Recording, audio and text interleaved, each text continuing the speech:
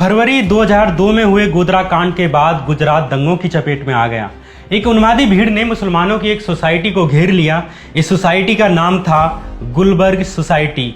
इस सोसाइटी में रहने वाले 69 मुसलमानों को एक भीड़ ने निर्ममता से मार डाला। इस सोसाइटी के लोगों का गोधरा कांड से दूर दूर तक कोई नाता नहीं था, लेकिन इसमें रहने वाले बच्चों, महिलाओं, बूढ़ों को जिंदा जला दिया गया। गुजरात में हुए इन दंगों में सरकारी आंकड़ों के अनुसार 1000 से अधिक लोग मारे गए। वहीं गैर सरकारी आंकड़े मानते हैं कि इस दौरान 3000 से अधिक लोग मारे गए। गुजरात दंगों की जब जांच हुई तो अलग अलग मामलों जैसे कि बेकरी मामला, बिल्किस बानो मामला, नरोदा पाटिया मामला, ऐसे ही गुलबर्ग सोसाइटी का मामला कोर्ट में चला। गुलबर्ग सोसाइटी मामले में नरेंद्र मोदी की संदिग्ध भूमिका पर सवाल उठाए गए।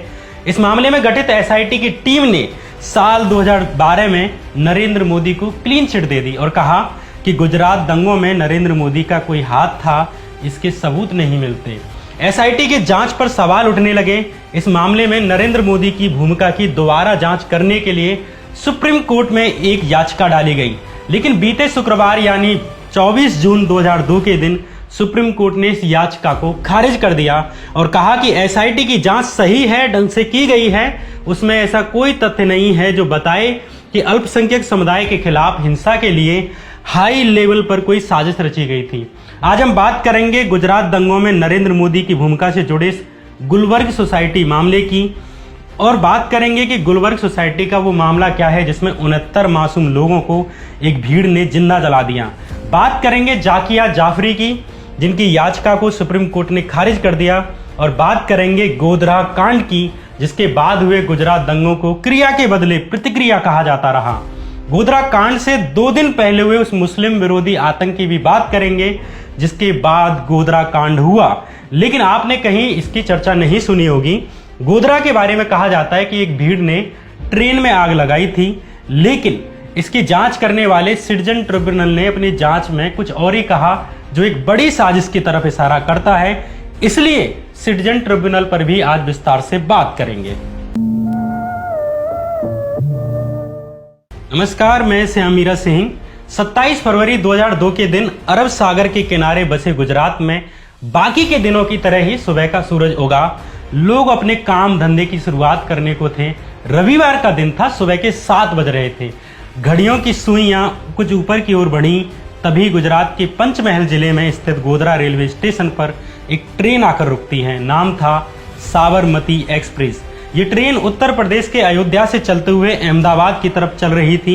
गोधरा से अहमदाबाद पहुंचने में करीब 130-140 किलोमीटर यानी 2 से 2.5 घंटे का समय और बचा था। ट्रेन गोधरा से अहमदाबाद की ओर चलने को थी, तभी किसी ने ट्रेन की आपातकालीन चेन खींच दी। पता चला कि एक भीड़ ने पहले ट्रेन की कुछ बोगियों पर पत्थरबाजी की और फिर साबरमती एक्सप्रेस की S6 बोगी में आग लगा दी। इस निर्मम हत्याकांड में 59 यानी 59 लोगों की जलकर मौत हो गई। हिंदू संगठनों ने आरोप लगाया कि मुस्लिम धर्म के कुछ लोगों ने बोगी में आग लगा दी थी, क्योंकि उस ट्रेन में अधिकतर अयोध्या से आने वाले कार सेवक सवार थे। हालांकि इस मामले में और भी एंगल हैं। इस मामले की अलग अलग जांच समितियों द्वारा जांच की गई। नानावती आयोग ने साल 2008 में जारी की गई अपनी जांच में कहा कि ये पहले से तय एक साजिश थी। डिब्बों का जलना एक षड्यंत्र का हिस्सा था। ये समिति गुजरात सरकार के द्वारा गठित की गई थी और इसने उसी थ्योरी को सच माना जो कि गुजरात पुलिस ने बनाई थी। वहीं इस कांड की जांच करने वाली यूसी बनर्जी समिति ने अपनी जांच में कहा कि गोधरा में ट्रेन जलने की घटना साजिश नहीं बल्कि मात्र एक दुर्घटना थी। इस समिति का गठन केंद्र की कांग्रेस सरकार द्वारा किया गया था। उस समय लालू यादव रेल मंत्री थे। पहली वाली जांच समिति यानी नानावती आयोग ने इस मामले को सुनियोजित माना था और एक स्थानीय मौलवी हुसैन उमर जी को गोधरा कांड का असली मास्टरमाइंड बताया था और अपनी जांच में कहा कि उन्हीं की वजह से एक दिन पहले ही पेट्रोल खरीदी गई थी और इसके बाद गोधरा कांड को अंजाम दिया गया। नानावती आयोग ने यह रिपोर्ट 2008 में जारी की थी, लेकिन इसके 3 साल बाद मौलवी हुसैन उमर जी को अदालत द्वारा निर्दोष बताते हुए रिहा कर दिया गया। नानावती आयोग की रिपोर्ट को कई लोग संदिग्ध दृष्टि से देखते हैं। इसका कारण आयोग के सदस्यों की सरकार से नजदीकी बताया जाता है।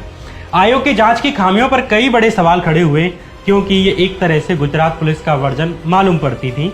एक जांच समिति गोधरा कांड को सुनियोजित साजिश बताती है और दूसरी जांच समिति इसे महज एक दुर्घटना मानती है।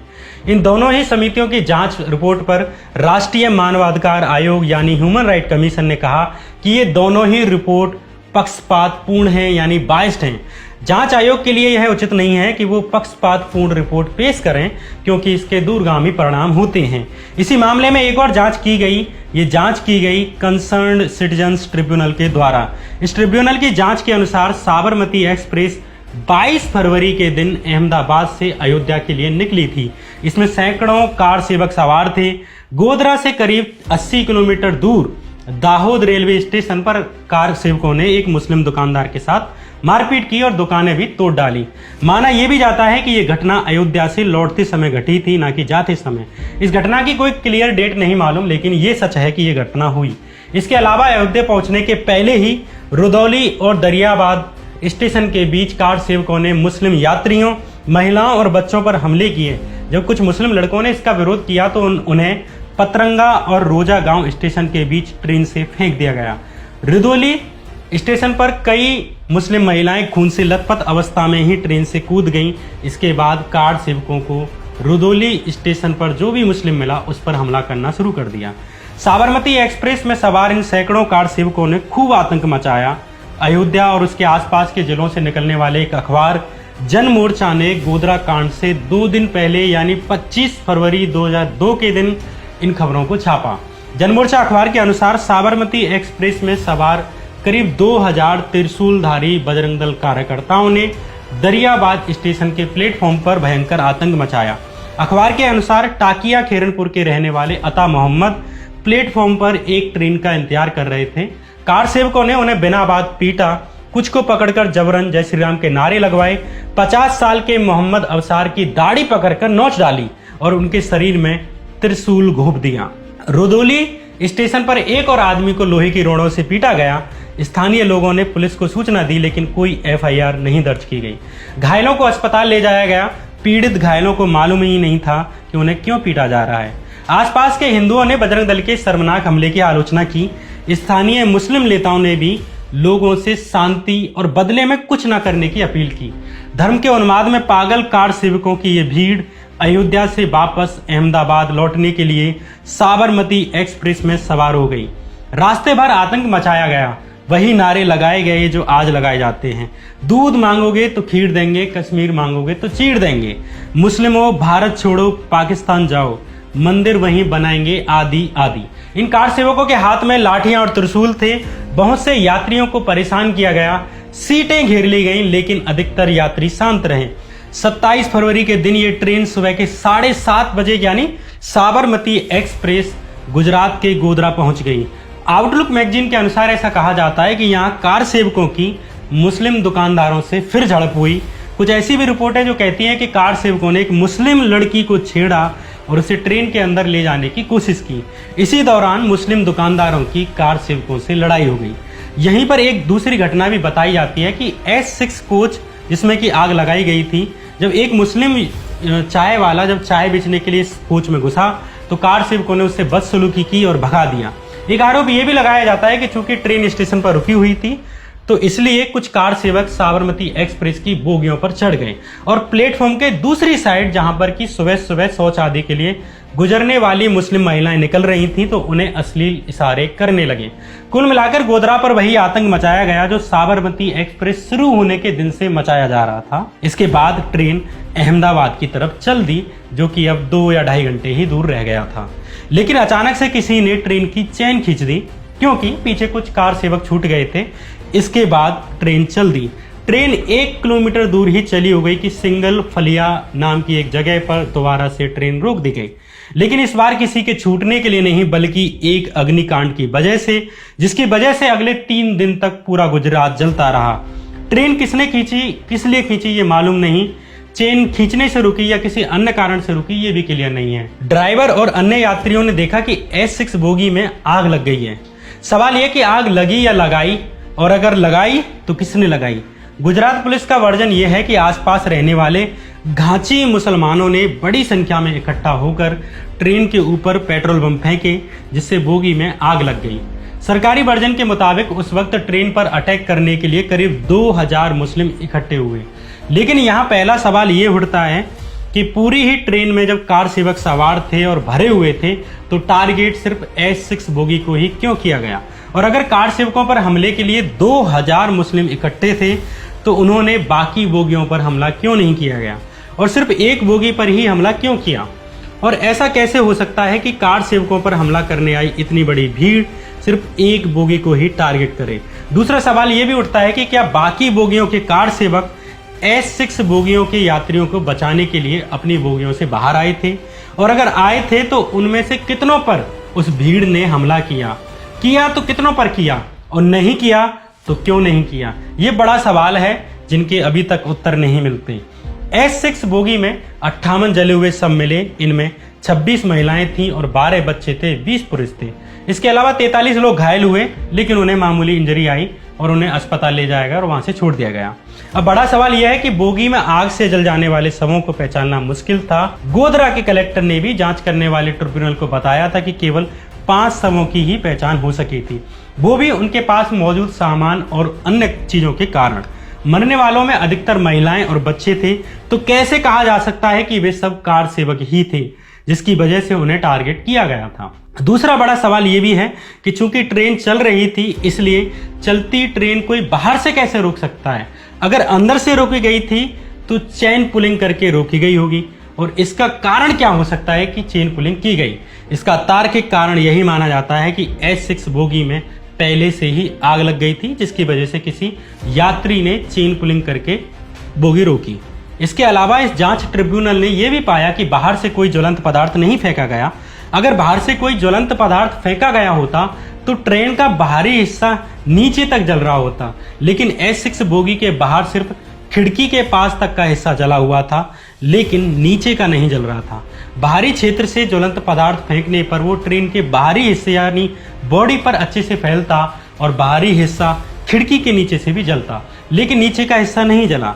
अगर बोगी पर बाहर से पेट्रोल बम फेंके गए तो बाकी बोगियों को प्रभावित क्यों नहीं किया गया? लेकिन S6 के अलावा किसी भी बोगी में आग नहीं लगी। अगर जली हुई बोगी को ठीक से देखा जाए तो अंदाजा लगाया जा सकता है कि बोगी में अंदर से ही आग लगी होगी, जिसके कारण ऊपर की ओर उठने वाली लपटों से खिड़की के ऊपर वाला हिस्सा जल गया और निचला हिस्सा बचा रह गया। ये आप तस्वीरों में भी देख सकते हैं। ट्रिब्यूनल के अनुसार उनकी इन ऑब्जर्वेशंस को फॉरेंसिक साइंस लेबोरेटरी ने भी सही ठहराया है। कुल मिलाकर कंसर्न सिटीजन्स ट्रिब्यूनल ने गोधरा कांड के पीछे कई कारणों को माना जो मेन स्ट्रीम मीडिया में बाहर नहीं आते, न आज उन पर कोई बात होती है। इस ट्रिब्यूनल की जांच को सुप्रीम कोर्ट के रिटायर्ड जज justice VR Krishna Iyer lead कर रहे थे।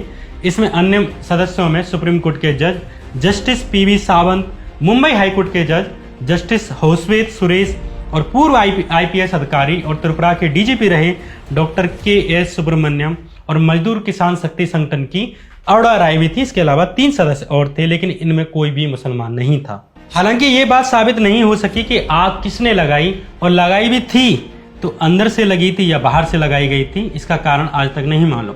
जैसे कि ट्रेन की जली बोगी में गेहूं और चावल भी जले हुए मिले थे, जिससे कि ये भी अनुमान लगाया जाता है कि शायद यात्रियों के पास स्टोव वगैरह रहा होगा। और एक अनुमान ये भी लगाया जाता है कि हो सकता है यात्रियों के बीच सीट को लेकर विवाद छिड़ा हो, क्योंकि कार सेवकों ने रास्ते भर रिजर्व सीट वालों को तंग किया था। इसके कारण शायद गोधरा के घोंची मुसलमानों ने शायद इस घटना को बाद में अंजाम दिया। कुल मिलाकर गोधरा स्टेशन पर S6 बोगी में लगी आग एक रहस्यमयी इतिहास लिए हुए बैठी है।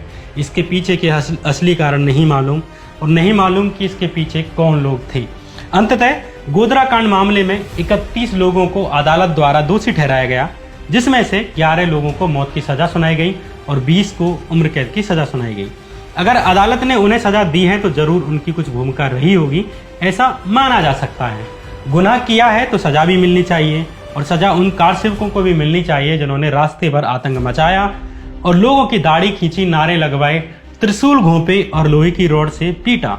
फिर भी अगर गोधरा कांड इन घटनाओं के बदले अंजाम दिया गया या कथित क्रिया की प्रतिक्रिया थी, तब भी ये मानवता के खिलाफ जघन्य अपराध था, जिसकी जितनी चाहे भत्सना की जानी चाहिए। लेकिन गोधरा के बाद जिन निर्दोष मुसलमानों को सजा दी गई और उसे क्रिया की प्रतिक्रिया कहकर प्रचारित किया गया तो इस अपराध को ढका नहीं जा सकता। ये क्लियर राजनीतिक महत्वाकांक्षाओं के द्वारा कुछ संगठनों की सामूहिक और साजिशन अपराध थी। इस बात के साक्ष्य मिलते हैं कि गोधरा कांड को कुछ संगठनों द्वारा ऐसे दिखाया गया कि गोधरा में अयोध्या से आने वाले कार सेवकों को जलाकर मार डाला गया है। इसके बाद साजिशन और सांगठनिक तरीके से पूरे गुजरात को जलाया गया। कुछ धर्मांध लोगों, वे चाहे हिंदू हों चाहे मुस्लिम हों, उसकी सजा निर्दोष हिंदुओं और मुसलमानों को झेलनी पड़ी। अदालत ने लेट सवेर गोधरा के जिम्मेदार आरोपियों को सजा दी, लेकिन जिन्हें गुजरात दंगों में जिंदा जला दिया गया उन्हें किस बात की सजा दी गई थी? 27 फरवरी को हुए गोधरा कांड के बाद एक खास समुदाय के खिलाफ माहौल तैयार किया गया। अगले ही दिन पूरे राज्य में जगह जगह दंगे होने शुरू हो गए। दिन के 12 भी नहीं बजे थे कि अहमदाबाद के नरोदा, बापूनगर, पालड़ी, बेजलपुर, रानीप जैसे इलाकों में दंगे शुरू हो गए। पुलिस के कंट्रोल रूम पर अलग अलग इलाकों से फोन की घंटियां बजने लगीं। पूरे शहर में चीख पुकार मच गई। पुलिस को कॉल करने वालों में एक कॉल गुलबर्ग सोसाइटी में रहने वाले एहसान जाफरी की भी थी। एहसान जाफरी कांग्रेस के सांसद थे। सोसाइटी के आसपास बड़ी संख्या में लोग इकट्ठे हो रहे थे। इस सोसाइटी में अधिकतर मुस्लिम रहते थे। सोसाइटी से करीब 1 किलोमीटर की दूरी पर 2 कार सेवकों के शव लाए गए थे, जिन्हें साबरमती ट्रेन में गोधरा स्टेशन पर जला दिया गया था। सोसाइटी के बाहर 2 पुलिस वाले भी खड़े थे, लेकिन उनके पास हथियार के नाम पर सिर्फ लाठी थी। सैकड़ों की भीड़ ने सोसाइटी के गेट को तोड़ दिया और पत्थर और पेट्रोल बम बरसाना शुरू कर दिया। दंगाई भीड़ ने इन बेगुनाहों के घर में आग लगाना शुरू कर दिया, जिनका गोधरा कांड से दूर दूर तक कोई मतलब नहीं था। करीब 35 लोगों को वहीं जिंदा जला दिया गया। न बच्चों को छोड़ा गया, न महिलाओं को छोड़ा गया। गुलबर्ग सोसाइटी के कुल करीब 69 यानी 69 लोगों की हत्या कर दी गई। ये भीड़ गोधरा में जिंदा जलाए गए 59 यानी 59 हिंदुओं का बदला लेना चाहती थी, लेकिन ले किससे रही थी? किसी के किए हुए की सजा किसी और को दी जा रही थी। इसी सोसाइटी में रहने वाले कांग्रेस के पूर्व सांसद एहसान जाफरी ने अपनी सोसाइटी और अपने परिवार की आत्मरक्षा के लिए अपनी लाइसेंसी बंदूक निकाली और गोली चला दी। गुस्साई भीड़ ने एहसान जाफरी को वहीं मौत के घाट उतार दिया। सोसाइटी के लोग कंट्रोल रूम को कॉल करते रहे, लेकिन कोई मदद नहीं पहुंची। इसका एक कारण ये भी था कि पूरा का पूरा शहर जल रहा था और पुलिस फोर्स उसके आगे बहुत कम पड़ गई। शाम के 4 बजे स्टेट रिजर्व फोर्स यानी SRP की कुछ टुकड़ियां अहमदाबाद पहुंची। उन्हें शहर में अलग अलग जगहों पर भेजा गया। कुछ पुलिस अधिकारी SRP की एक टुकड़ी को लेकर गुलबर्ग सोसाइटी की ओर निकले, लेकिन जब तक गुलबर्ग सोसाइटी की आग बुझ चुकी थी और सिर्फ धुआं निकल रहा था।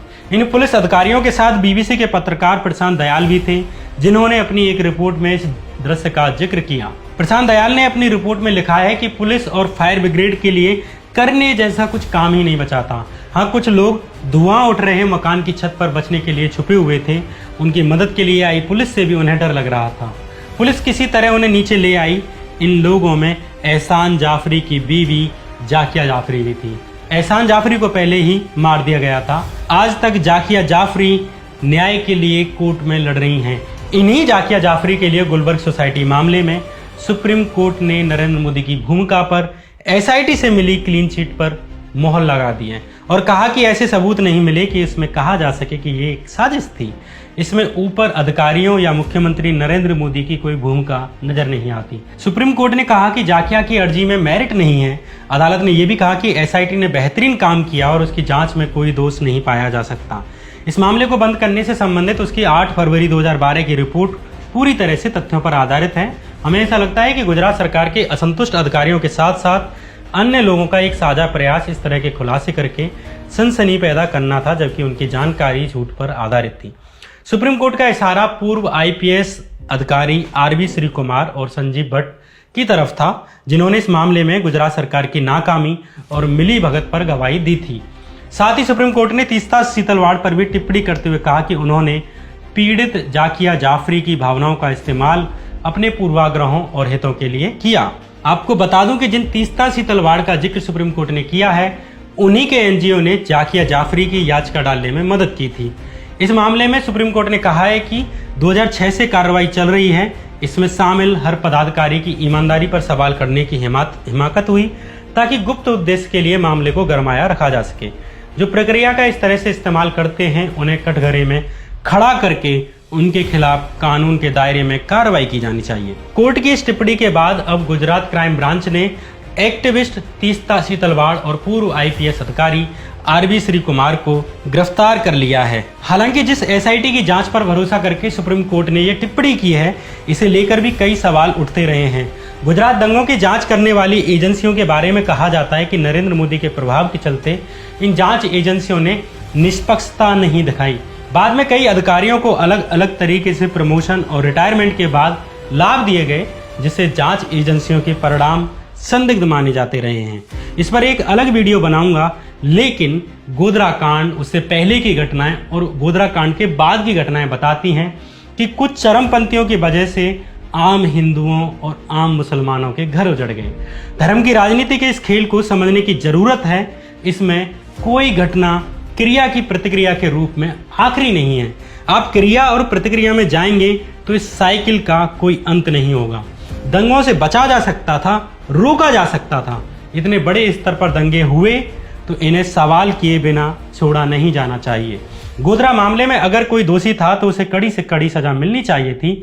अगर वो एक साजिश थी तो खुलासा होना चाहिए था। अगर वो दुर्घटना थी तो पता चलना चाहिए था।